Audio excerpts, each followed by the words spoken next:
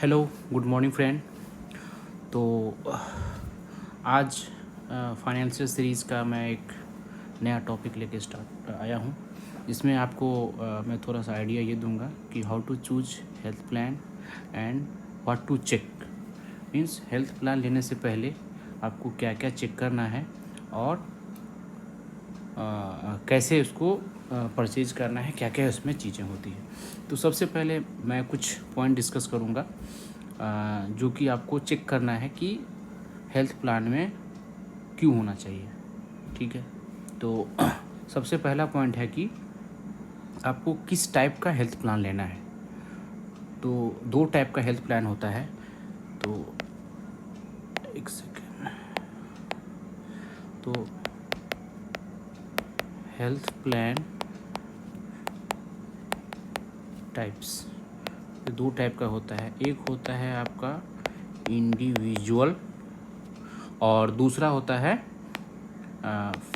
Family या फिर group insurance, health insurance. तो इंडिविजुअल में क्या है कि किसी एक पर्सन का इसमें कवर होगा, ठीक है। और फैमिली या ग्रुप इंश्योरेंस या फिर इसको फ्लोटर टाइप भी बोलते हैं। तो इसमें क्या है कि एक कुछ amount, suppose for example 5 lakh दे दिया। इस 5 लाख रुपीज़ में से पूरे फैमिली में अगर कोई भी एक आदमी या दो आदमी कोई भी अगर बीमार पड़ता है तो इस पैसे से वो अपना इलाज करवा सकता है, ठीक है। तो अब ये डिपेंड करता है कि आपको क्या लेना है। तो सपोज किसी फैमिली में 5 या 6 लोग हैं, खुद हो गए, वाइफ हो गई, 2 बच्चे हो गए, पेरेंट्स हो गए। तो अगर पेरेंट्स का एज 60 प्लस है या 70 प्लस है तो और उनका हेल्थ थोड़ा उतना ठीक नहीं रहता है, तो उस केस में क्या है, उनका अगर हेल्थ प्लान लेना है आपको तो उनका इंडिविजुअल ले लीजिए। क्यों?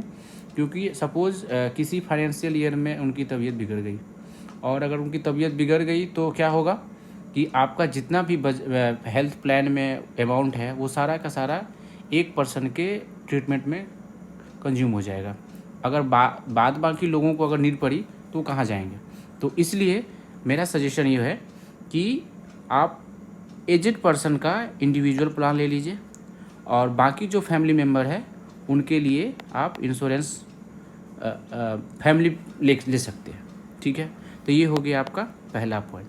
दूसरा पॉइंट क्या चेक करना है कि आप जिस एरिया में रहते हैं, एरिया ज्योग्राफिकल लोकेशन मैटर करेगा कि आपको कौन सा कंपनी का, इंश्योरेंस कंपनी का आपको प्लान परचेज करना है। सपोज़ कोई टाउन में रहता है तो जनरली जितने भी इंश्योरेंस कंपनी है उन्होंने अपना टाउन में जो भी बड़े बड़े हॉस्पिटल है उनको अपना इम्पैनल करके रखते हैं। तो वहाँ पे टाउन में कोई प्रॉब्लम नहीं है, बट दिक्कत कहाँ आती है, जो विलेज एरिया में, रूरल एरिया में रहते हैं। तो रूरल एरिया में जनरली जो पेरेंट्स रहते हैं या फिर कोई खुद भी अगर रूरल एरिया में रहता है, थोड़ा रिमोट एरिया में रहता है, तो वहाँ क्या है ना, अच्छे हॉस्पिटल का एक्सेस हर पॉलिसी कंपनी नहीं रखती है, इंश्योरेंस पॉलिसी कंपनी। तो ऐसा देखना है कि आप जिस एरिया में हो उस एरिया में कौन सी इंश्योरेंस कंपनी किस किस हॉस्पिटल को इम्पैनल करके रखी है, टाई अप करके रखी है, ताकि इमीडिएट आप अर्जेंट टाइम पे, इमरजेंसी के टाइम पे, गोल्डन आवर में आप इमीडिएटली वहाँ जा कर के आप एडमिट कर सकते हो अगर कोई ज़रूरत पड़ती है तो दूसरा पॉइंट क्या हो गया आपका, ज्योग्राफिकल लोकेशन।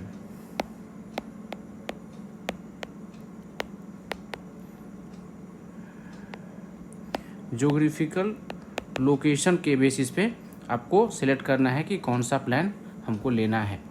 आप जिस एरिया में हो उस एरिया में जो बेटर फैसिलिटी प्रोवाइड कर रही है आपको उस कंपनी की पॉलिसी परचेज करनी है। तीसरा पॉइंट क्या होता है, क्लेम सेटलमेंट रेशियो। ये बहुत फेमस भी है और लोग यही देख करके ले भी लेते हैं, आगे कुछ पता भी नहीं करते हैं। ये क्लेम सेटलमेंट रेशियो क्या है कि सपोज 100 आदमी क्लेम किया कि हेल्थ इंश्योरेंस के लिए, हेल्थ इंश्योरेंस लिया हुआ 100 आदमी उसमें क्लेम किया कि मुझे रिम्बर्समेंट होना चाहिए, तो या फिर कैशलेस ट्रीटमेंट होना चाहिए। इसमें से अगर 98 लोगों को हुआ, आपको फैसिलिटी मिली, तो तो इसका क्लेम रेशियो 98% बोलेंगे। जनरली जो भी इंश्योरेंस कंपनी होती है वो अपना वेबसाइट पे ये शो करती है कि हमारा क्लेम रेशियो इस फाइनेंशियल ईयर में कितना रहा, पिछले में कितना, वो ट्रैक दिखाता है। तो जनरली जहाँ तक मैंने देखा हूँ 95% से प्लस ही रहता है लोगों का। तो इसमें से आपको सेलेक्ट करना है कि मैक्सिमम किसका है, जिसका मैक्सिमम होगा उसका आपको परचेज करना है। ठीक है, ये हो गया 3 पॉइंट। चौथा पॉइंट क्या है कि सपोज कोई आपके फैमिली मेम्बर सिक चल रहा है 10 डेज से, ठीक है, 10 डेज से आप बीमार चल रहे हो और आपको अचानक डॉक्टर क्या बोलता है कि आपको एडमिट करना पड़ेगा, आईपीडी में जाना पड़ेगा, मीन्स इम्पेशेंट बनना पड़ेगा। तो आपको हॉस्पिटल में एडमिट कर दिया गया। एडमिट में करने के बाद 5 दिन के बाद वहाँ आप रिकवर हो गए। 5 दिन के बाद आपको आगे के 1 या 2 मंथ के लिए मेडिसिन लिख दिया कि आपको मेडिसिन खाना है यहाँ पे।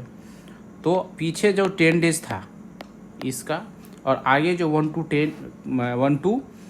2 मंथ जो है, इस ड्यूरेशन में जो भी एक्सपेंसेस आया उसको, प्लस इससे हॉस्पिटलाइज होने से, जो एडमिट होने से 10 दिन पहले जो एक्सपेंसेस था इसको, इन सारे का कलेक्टिव आपको रिइंबर्समेंट होना चाहिए।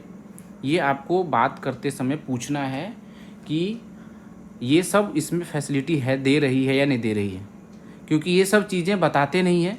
अगर आपको जानकारी है पता करने का तब पूछो, और अगर जानकारी नहीं रहेगी आपको तो आप कुछ नहीं पूछोगे। सामने वाले सेल्स पर्सन होते हैं, वो आपको पॉलिसी सेल करके चले जाएंगे। फिर जब बाद में आपको प्रॉब्लम आएगा, जब आपको समझ में आएगा, तब क्या बोलेगा, आपका पॉलिसी फोर्स हो गया है, अब इसमें कुछ एडिट नहीं कर सकते, अमेंड चेंज नहीं कर सकते हैं, चेंज करने के लिए फिर से एडिशनल चार्ज दीजिए।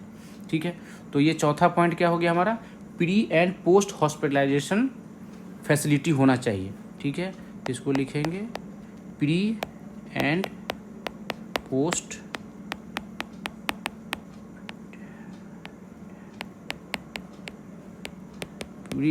हॉस्पिटलाइजेशन फैसिलिटी होना चाहिए। ठीक है, ये चौथा पॉइंट हो गया। अब क्या है, नेक्स्ट क्या है, 5th पॉइंट क्या है हमारा, नो प्राइस कैपिंग। इसका मतलब क्या हुआ, आप किसी हॉस्पिटल में गए, ठीक है, जो इम्पैनल्ड है, तो एक हॉस्पिटल अगर इम्पैनल्ड है उसमें, तो इसमें क्या है ना, इसमें डिफरेंट प्राइस होते हैं। आईसीयू बेड का अलग प्राइस होगा, एसी नॉन एसी, जनरली ये एसी ही रहता है, नॉन एसी तो देगा नहीं आईसीयू। फिर जो अटेंडेंट रहता है, अटेंडेंट के लिए एक रूम रहेगा। तो इन सब चीज़ों, इसका अलग अलग बजट है, अलग अलग है। कहीं पे 2000 है पर डे, कहीं पे 3000 है, कहीं 4000 है।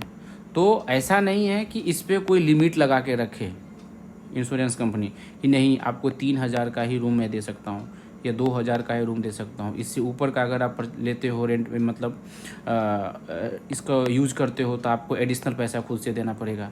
या फिर किसी आईसीयू में अगर आप एडमिट करते हो पेशेंट को, या फिर एनआईसीयू होता है बेबी के लिए, वहाँ पे अगर एडमिट करते हो, तो इसका प्राइस क्या है ना, अगर आपके लिमिट अगर सेट कर दिया है कि नहीं इस लिमिट से ज़्यादा का पैसा अगर आपको लगा है तो आप खुद से बियर करो, ये रिइंबर्समेंट नहीं होगा। तो ऐसा फैसिलिटी नहीं हो, ऐसा आपको बात करके कंफर्म कर लेना है कि प्राइस कैपिंग नहीं होना चाहिए।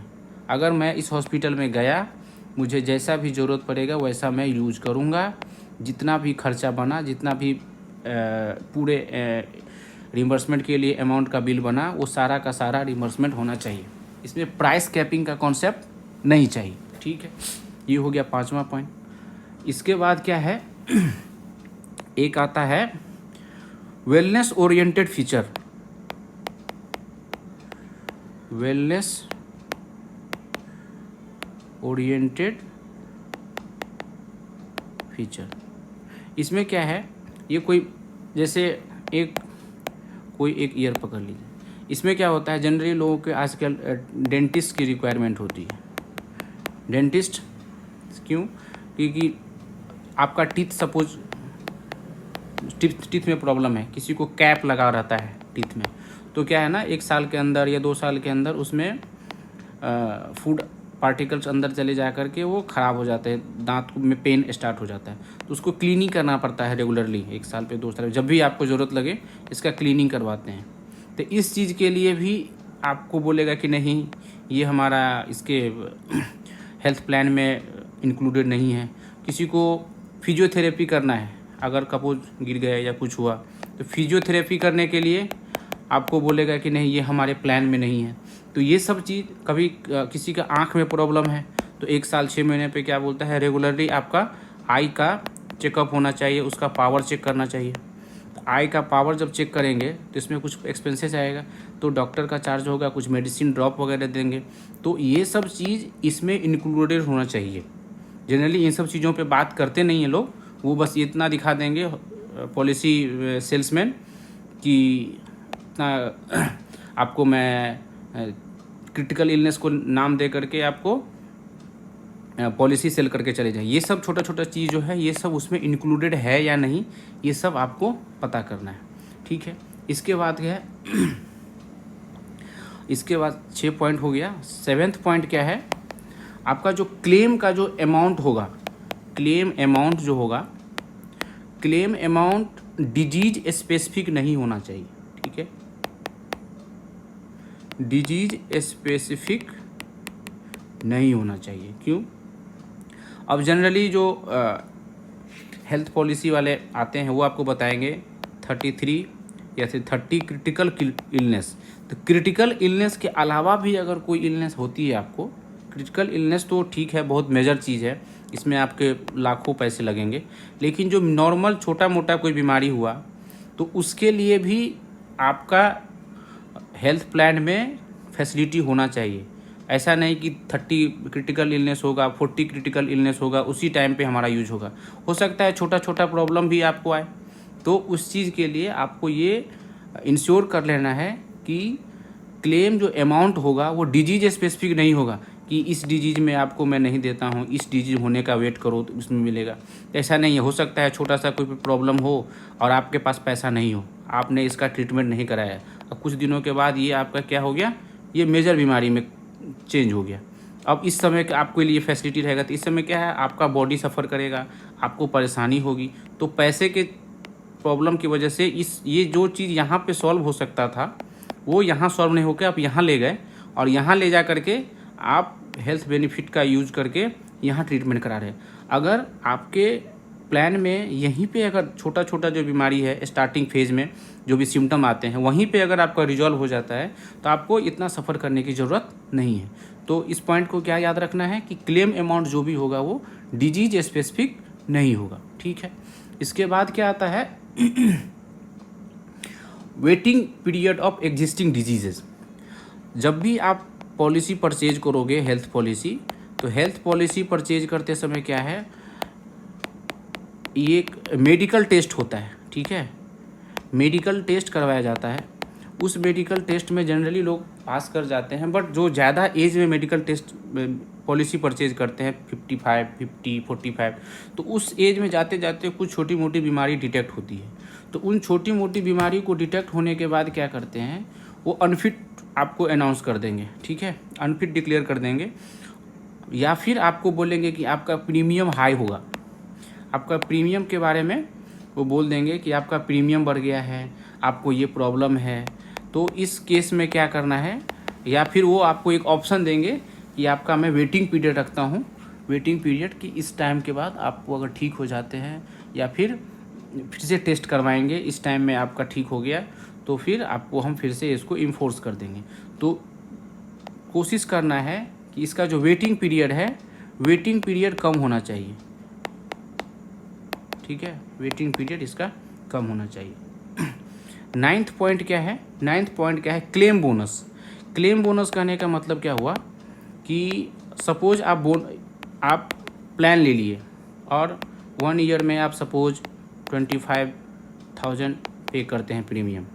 ठीक है, 1 ईयर में 25,000 प्रीमियम पे करते हैं, बट आपने पूरे साल कोई भी बेनिफिट नहीं लिया, हेल्थ आपकी कोई बीमारी नहीं हुई, आपने एक भी रुपये पॉलिसी इंश्योरेंस कंपनी से नहीं लिया। तो इस टाइम पे क्या करते हैं, ये टोटल 25,000 रुपये का या फिर टोटल जो आपका अमाउंट जितने का आप सपोज 5 लाख का लिए हुए हैं पॉलिसी, तो इसका आपको 5% या 10%, 10%, 20%, सब कंपनी की अलग अलग होती है। 20% आपका क्या किया, आपको बोनस के रूप में दे दिया। अब बोनस आपको 2 टाइप से दे सकता है। एक क्या देगा आपको, आपका प्रीमियम कम कर देगा, प्रीमियम को रिड्यूस कर देगा। या फिर दूसरा क्या करेगा, आपको उस नेक्स्ट फाइनेंशियल ईयर का जो 5 लाख का प्लान था, इसमें आपको 50,000 ऐड कर देगा। 2 बेनिफिट, या तो ये बेनिफिट मिल गया आपको या फिर ये बेनिफिट मिल गया। तो दोनों में से जो भी बेनिफिट मिले वो अच्छा रहेगा, ठीक है। और आगे हम अब लास्ट पॉइंट है 10th नंबर, क्या चेक करना है कि आपको कितने अमाउंट का होना चाहिए आपका इंश्योरेंस।